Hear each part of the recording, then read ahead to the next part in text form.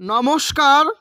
11,765 প্যানেলের ভবিষ্যৎ কি আমি এই ভিডিওতে পুঙ্খানুপুঙ্খ ডিসকাস করব এবং 2020-22 ডিএলএড ব্যাচদের স্টে অর্ডার কি উঠবে এটাও আমি বলবো। তো যারা 2014-17 তারা প্রত্যেকেই দেখে নাও ভিডিওটি এক্ষুনি।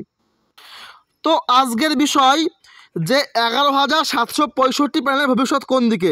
তো বন্ধুরা অবশ্যই হেল্পফুল, তোমরা কিন্তু একটা এখন লাইক করে দিও, ঠিক আছে? এবং প্রাইমারি চাকরি সংক্রান্ত আপডেট পেতে অবশ্যই চ্যানেলটা সাবস্ক্রাইব করে সঙ্গে থাকবে। তো দেখে নাও কী হয়েছে বিষয়টি।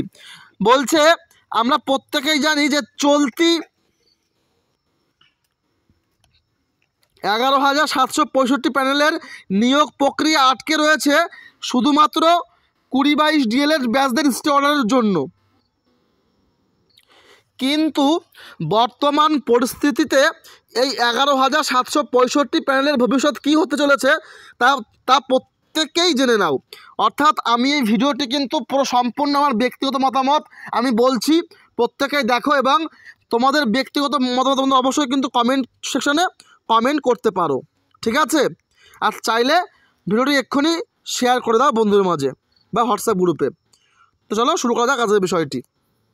বলছে প্রথমত এই 20-22 ডিএলএড ব্যাচদের স্টে অর্ডারের শুনানি রয়েছে আগামী হ্যাপি নিউ ইয়ার 2024-এর 12 জানুয়ারিতে। এটা আমরা প্রত্যেকেই জেনে গেছি। তো সেই দিন কি রায়দান করে সুপ্রিম কোর্ট অফ ইন্ডিয়া, সেই দিকে তাকিয়ে রয়েছে প্রায় 2014-17 সমস্ত চাকরি প্রার্থীরা। অর্থাৎ এখনও প্রায় 1 মাস বাকি।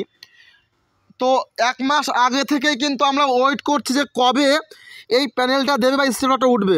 অর্থাৎ ডেটটা রয়েছে কত 12 জানুয়ারি 2024-এ। এটা আমরা প্রত্যেকে কিন্তু আশাবাদী বা আশা করে বসে আছি, ঠিক আছে? এবার দেখো কি বলা হয়েছে 2 নম্বর পয়েন্টে। এর মাঝে রয়েছে আগামী 24শে ডিসেম্বর 2023 রবিবারে টেট 23-এর টেট পরীক্ষা। অর্থাৎ তোমরা দেখেছো যে প্রাইমারি পর্ষদ কিন্তু 11,765 প্যানেল এখনও দিতে পারেনি, ইনকমপ্লিট বা পেন্ডিং রয়েছে। আবার দেখো টেট 22-এ কিন্তু 1.5 লাখ ক্যান্ডিডেট পাস করে বসে আছে, তারা কিন্তু এখন ইন্টারভিউ নোটিফিকেশন পায়নি, তারা বসে আছে। কিন্তু তার মাধ্যমেই কিন্তু প্রাইমারি পর্ষদ আবার কিন্তু নতুন করে টেট পরীক্ষা নিয়ে চলেছে। অর্থাৎ এই পর্ষদ চাইছে যে নতুন পরীক্ষা নিক, লোকে টেট পরীক্ষায় পাশ করে আনন্দ করুক, কিন্তু নিয়োগের তাদের কোনো মাথা ব্যথা কিন্তু নেই, ঠিক আছে? তো কি বললাম, টেট পরীক্ষা রয়েছে। এবার দেখো বন্ধুরা, অনেক ভাই বোন দাদা দিদি প্রত্যেক স্টুডেন্ট কিন্তু আমার বসে আছে, তারা প্রত্যেকেই বেকার রয়েছে। তাদের কথা মাথায় রেখে আমি কিন্তু এই মুহূর্তে দাঁড়িয়ে টেট 23-এর ফুল প্যাকেজ পিডিএফ যার দাম 500 টাকা, সেটা কিন্তু আমি অফারে করেছি মাত্র 24 ঘন্টার জন্য 111 টাকায়। হ্যাঁ বন্ধুরা, তো ইচ্ছুরা কিন্তু নিতে পারো, মাত্র 111 টাকা কিন্তু খরচা করে তোমরা কিন্তু পাচ্ছ স্পেশাল পিডিএফ নোট।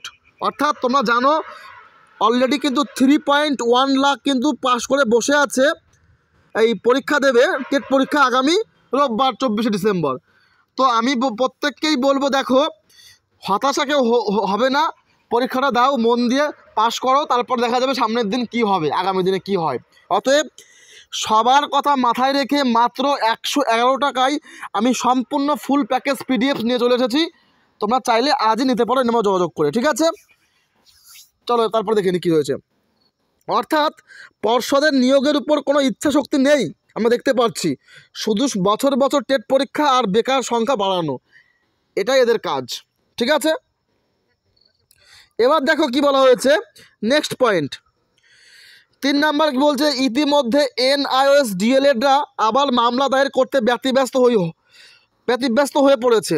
হয়তো যেটা আমি যতটা শুনেছি বা জানতে পারছি সোর্স মারফত, ফার্স্ট উইক অফ জানুয়ারি অর্থাৎ হ্যাপি নিউ ইয়ার 2024-এর প্রথম সপ্তাহে কিন্তু আবার নতুন স্টেপ পড়তে পারে এই 11,765 প্যানেলের নিয়োগের ক্ষেত্রে।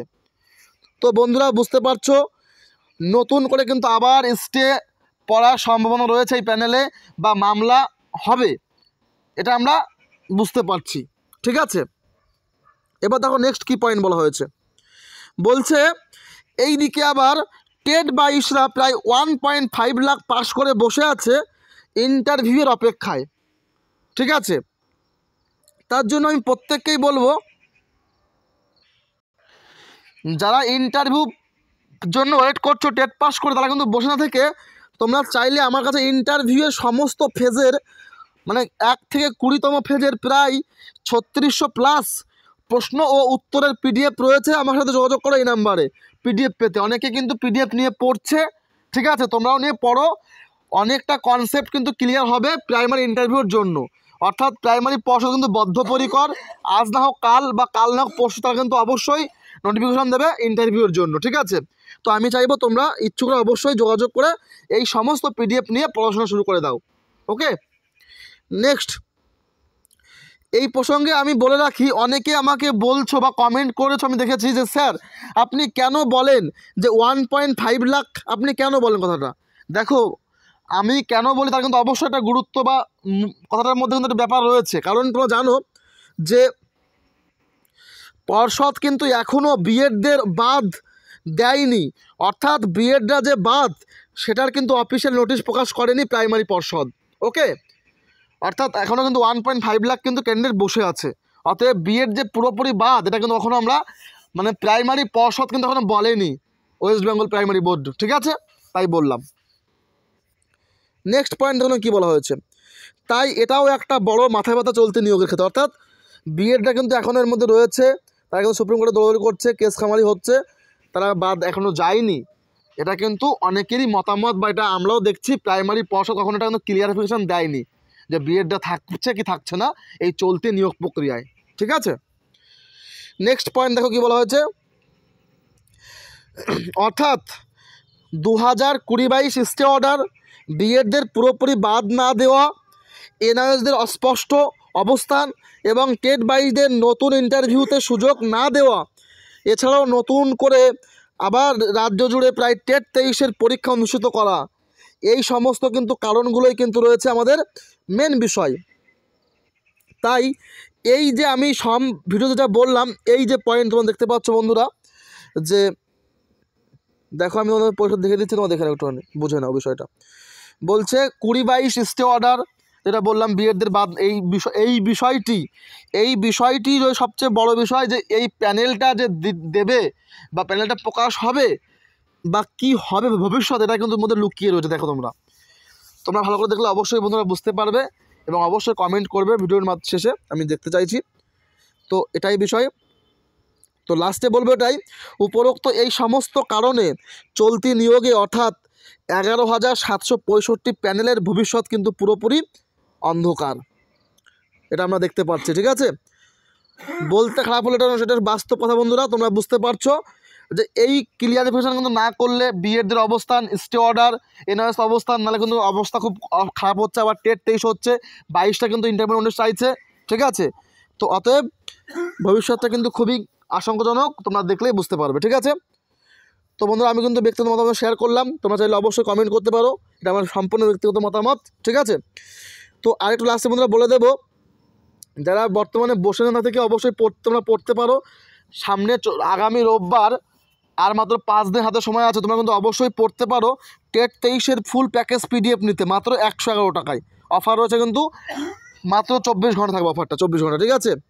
আর কি রয়েছে, ইন্টারভিউয়ের সমস্ত ফিজের প্রশ্ন উত্তর রয়েছে প্রায় 3600 প্লাস, তার দাম রয়েছে 999, ঠিক আছে, তোমরা নিতে পারো। অনলাইন ইন্টারভিউ স্পেশাল ক্লাস পাবে মাত্র 99-এ, ঠিক আছে। ইচ্ছুরা অবশ্যই যোগাযোগ করবো এই নাম্বারে, আর যে যোগাযোগ করে পিডিএফ নোট নিয়ে নাও, যোগাযোগ করে জেনে নাও বিষয় সম্পূর্ণ। তো বিষয় এমন এইটুকু ছিলই, ঠিক আছে। তো বন্ধুরা সবশেষে এটাই বলতে চাই যে 11,765 প্যানেলের ভবিষ্যৎ কী হতে চলেছে পুরো বিষয় জানলে দেখলে। তো thanks for watching, like, comment, share এবং সাবস্ক্রাইব করে দাও। Thanks for watching.